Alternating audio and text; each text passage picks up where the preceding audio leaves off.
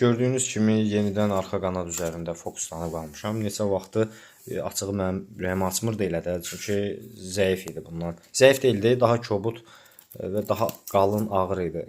19-16 qram çəkisi bunundur, 2 qram çəkisi bunundur. Təyyarə də pilotsuz uçuş aparatında da ümumiyyətlə ən deyək ki, önəmli olanlardan biri də çəkinin çox aşağı olmağının mütləq olmasıdır.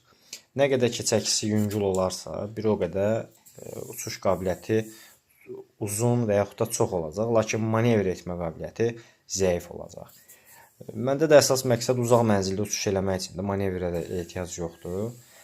Lakin bununla əlavə yük götürə biləcəyinə görə də yükə əsasən deməli çəkini maksimum balanslı şəkildə aşağı eləməyə çalışıram. CNC-dən kəsib çıxartdım bu taxtaları, bu fanerkanı daha doğrusu belə. Bu quyruğa taxılandan sonra istəyirəm daşına bilən olsun. Və bu bura bərkidiləcək, içərisi yonulacaq, bundan içəri keçəcək. Ona görə bunu belə elədim ki, daha kip tuta bilsin buna.